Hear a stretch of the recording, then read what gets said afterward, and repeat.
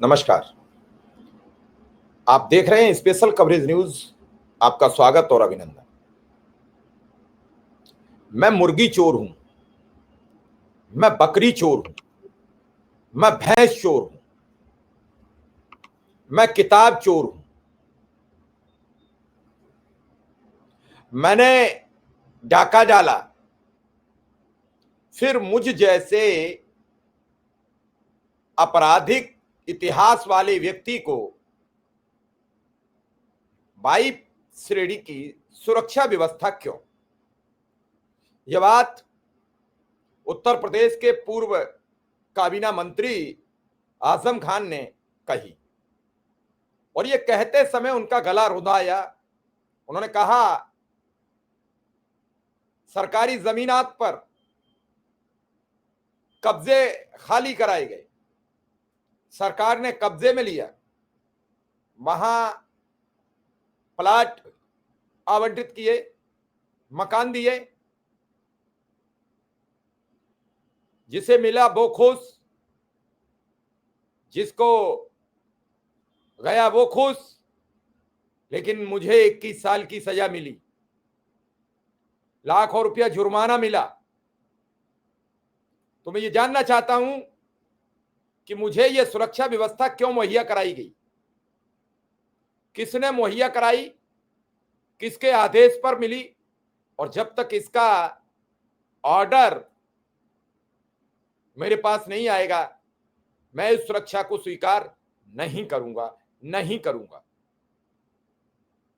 इस ऐलान के बाद सरकार में उठापटक मच गई। मैं मुर्गी चोर हूं, बकरी चोर हूं, मुझे कैसे सुरक्षा? इस पूरी खबर पर बातचीत करेंगे, एक एक तथ्य पर बात करेंगे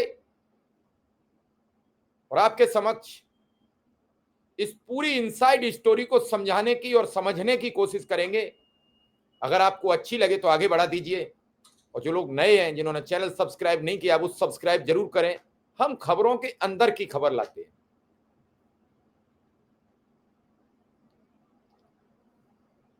आजम साहब ने कहा, मैं तो मुर्गी बकरी चोर हूं, मुझे कैसे सुरक्षा दी जा सकती है? हम इस सुरक्षा का बहन नहीं कर सकते, यानी इस सुरक्षा का खर्चा हम नहीं उठा सकते। मुझे जो सुरक्षा कर्मी दिए गए हैं, उनके रख रखाव, उन्हें लाने ले जाने का खर्च हम बहन नहीं कर पाएंगे। मेरे पास कोई लिखित जानकारी नहीं है कि सुरक्षा दी गई है। कैसे भरोसा करूं? ये वर्दी पहने हुए हथियारबंद लोग पुलिस के हैं, सरकार के हैं, या मेरे जासूस बनेंगे? मैं किस पर भरोसा करूं? आजम ने ये पूरा बयान सरकार को कटघरे में खड़ा कर देता है। आजम बोले, सुरक्षा दिए जाने का ना तो शासन की ओर से और ना ही सुरक्षा देने वालों की ओर से हमें कोई तहरीर आई है, हमें कोई आर्डर आया है। वैसे भी 22 श्रेणी सुरक्षा में गाड़ी होती है जो नहीं भेजी गई है। हमारे माली हालात बिगड़ चुके हैं। ऐसे नहीं है, जिन लोगों को सुरक्षा के लिए भेजा है उनके लिए वाहन की व्यवस्था कर सके। लिहाजा हमने मैसेज करवा दिया है कि इन कर्मियों की गाड़ी की भी व्यवस्था की जाए। हमें आए दिन दिल्ली जाना होता है इलाज के लिए, कैसे जाएंगे ये लोग? आजम खान ने कहा, सरकार ने मकान बनवाए, सरकार ने गिरवाए, सरकार ने खाली कराए, लेकिन सजा मुझे दी गई, मुकदमे मुझ पर लगाए गए। ऐसे में सुरक्षा का भी क्या भरोसा? ना जाने किस गली में जिंदगी की शाम हो जाए। ऐसे में क्या होगा? विधानसभा और लोकसभा में कंडोलेंस हो जाएगी, कहेंगे मरहूम बहुत अच्छे आदमी थे। उस वक्त ये नहीं कहा जाएगा कि मरहूम बकरी चोर थे, भेड़ चोर थे, प्रोफेसर पत्नी के साथ शराब की दुकान लूटी थी, दुकान के लुटेरे थे। यह भी नहीं कहा जाएगा कि उन पर 114 मुकदमे थे, 36 लाख का जुर्माना था, वह सजा याफ्ता मुजरिम थे। ये सारी बातें कंडोलेंस में नहीं कही जाएंगी। आजम बड़े बेबाक हैं बयानों के लेकर, और जब अपनी टिप्पणी करते हैं तो ये नहीं सोचते हैं इस टिप्पणी का असर कहां तक जाएगा। आजम ने कहा जो पहली दफा विधायक बने हैं उन्हें Z+ से लेकर सेंट्रल फोर्स तक के कमांडो मिले हैं, अगर सुरक्षा देनी है तो कम से कम इतनी तो दें जितनी मेरे विरोधियों के पास है। पहले एक सिपाही मिला था, लेकिन अब दौरों पर जाने की हिम्मत नहीं होती है। इलाज के लिए दिल्ली जाता हूं, अकेले ही वापस आता हूं। अगर किसी दिन कोई हादसा हो गया तो कौन जिम्मेदारी लेगा? पता नहीं किस वक्त कहां आखिरी शाम हो जाए। आजम के ये तेवर देख के सरकार में उठापटक मची हुई है। सरकार हैरान है, सरकार परेशान है। क्या करें, कैसे आजम को समझाएं, कैसे उन्हें सुरक्षा के लिए बंदोबस्त कराएं। इस पूरे घटनाक्रम से सब कोई परेशान है और आजम अपने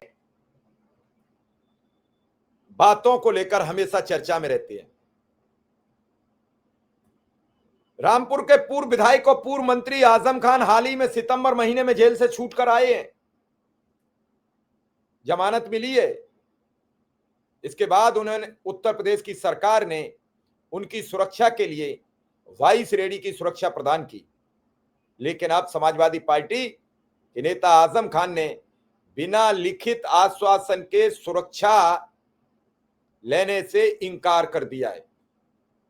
आजम खान ने कहा मैं मुर्गी चोर हूं, मैं बकरी चोर हूं, मुझे 21 साल की सजा उबिल चुकी है, तो फिर मुझे सुरक्षा कैसे दी जा सकती है? मुझे इस पर भरोसा नहीं है। उन्होंने और भी कटाक्ष करते हुए कहा अगर सुरक्षा देनी है तो इतनी तो दीजिए जितनी मेरी विरोधियों को मिल रही है। अपने आवास पर आए सुरक्षा कर्मियों को वापस करते हुए आजम खान ने मीडिया से कहा जब तक कोई मुझे लिखित सूचना यानी तहरीर नहीं मिलेगी तब तक मैं ये सुरक्षा स्वीकार नहीं करूंगा। आर्थिक स्थिति का जिक्र करते हुए कहा कि मेरी इस समय माली हालत ठीक नहीं है, मैं ये सुरक्षा व्यवस्था या सुरक्षा कर्मियों का खर्चा कैसे उठाऊंगा, गाड़ी कहां से दिलवाऊंगा? पहले सरकार को लिखित बताना चाहिए कि 22 रेडी सुरक्षा में क्या क्या सुविधाएं मिलेंगी। मैं कैसे मान लूं कि जो खाकी वर्दी में हैं वे उत्तर प्रदेश सरकार के आदमी हैं? 22 रेडी सुरक्षा में जो कुछ भी उपलब्ध कराया जाता है मुझे उपलब्ध कराया जाए। इस बयान के बाद आजम खान ने साफ कर दिया है कि जब तक उन्हें सुरक्षा के बारे में आधिकारिक तौर पर जानकारी नहीं मिलती तब तक वे उसे स्वीकार नहीं करेंगे।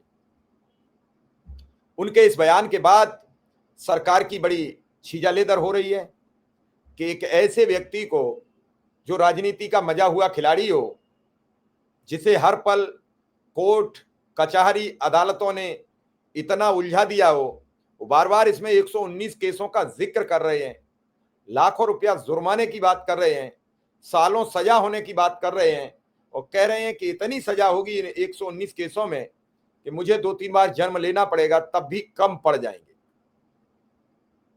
और ऐसा व्यक्ति क्या बिना लिखित तहरीर के, बिना लिखित ऑर्डर के सुरक्षा व्यवस्था ले लेगा? तब उस पर एक और केस चल जाए। आजम खान का प्रशासनिक और शासकीय लोगों से भरोसा उठ गया है। बड़े मंसूबे से उन्होंने अपने कार्यकाल के दौरान कई अधिकारियों को प्रमोशन दिया, कई अधिकारियों के लिए अच्छा काम किया। तो उन्होंने कहा कि मैंने उन्हें उनकी तालीम, उनकी सीनियरिटी, उनके कैलिबर को देखते हुए प्रमोट किया। आज वही आजम खान एक अपराधी बना दिए गए। क्या सोचते होंगे कि मैं कभी किसी की मुर्गी चुराई होगी? क्या सोचते होंगे मैंने अपनी प्रोफेसर पत्नी के साथ मिलकर शराब की दुकान लूटी होगी? और कैसे अधिकारियों ने ये मुकदमे लिखे और कैसे अदालतों में चल रहे हैं, ये बड़ी हैरान कर देने वाली बात है। सरकारें आती हैं, सरकारें जाती हैं, लेकिन कुछ केस हमेशा अमिट छाप छोड़ जाते हैं। मैंने सपा सरकार में भी देखा कई लोगों पर व्यक्तिगत दुश्मनी, व्यक्तिगत खुन्नस निकालने के लिए वो आतंक बरपा था। इसमें एटा, इटावा, मैनपुरी, रामपुर, मेरे पास रामपुर का एक लड़का आता था, वो आजम खां से त्रस्त था, पुलिस उसे रुकने नहीं देती थी। सारे काम हुए हैं, ऐसा नहीं है किसी सत्ता में, लेकिन कभी ज्यादा होते हैं, कभी कम होते हैं। आपको याद होगा जब समाजवादी पार्टी ने एमएलसी का चुनाव लड़ा तो एमएलसी के प्रत्याशी जो बीजेपी के थे उन्हें पर्चा फाइल नहीं करने दिए, हो गए, उनके निरस्त हो गए। फिर जब एमएलसी का चुनाव आया तो बड़े बड़े धुरंधर समाजवादी पार्टी के नेताओं को कुर्ते फाड़ दिए। वो वीडियो आज भी मौजूद हैं, हैरान कर देने वाले पिटाई के, कैसे धुने गए हैं, हमने देखे हैं वो वीडियो, सुरक्षित हैं। तो सत्ता का गुरूर, सत्ता का घमंड जब सर चढ़कर बोलता है तो फिर कुछ बचता नहीं है। आजम खान आज पीड़ित हैं, आजम खान की स्पीच भावुक है, आजम खान के सवाल जायज हैं, और आजम खान और रामपुर के सांसद में भी 36 का आंकड़ा फंसा हुआ है। कुछ लोगों का मानना है कि जब से आजम खान ने मायावती की तारीफ की है तब से बीजेपी उनके लिए हर संभव सुविधा उपलब्ध कराती है। कई लोगों का यह भी मानना है कि जरूर तौर पर बीजेपी से कोई डील हुई है तभी आजम की जमानत हुई है। इससे पहले भी 2022 के विधानसभा में भी सुनने में आया था कुछ डील हुई थी, और फिर 22 के विधानसभा चुनाव में वो डील उन्होंने तोड़ी तो फिर वापस जेल चले गए। अभी देखना यह है कि इस पूरे घटनाक्रम के बाद आजम की सुरक्षा व्यवस्था का क्या ब्यौरा बनता है, क्या मिलेगी, इसकी हमें प्रतीक्षा रहेगी। क्या जाएगी या फिर और बढ़िया बेहतरीन सुविधा उन्हें मिलेगी। इसी के साथ हम आपसे विदा लेंगे। हमारी यह खबर आपको अच्छी लगी हो तो आगे जरूर बढ़ा देना। धन्यवाद, नमस्कार।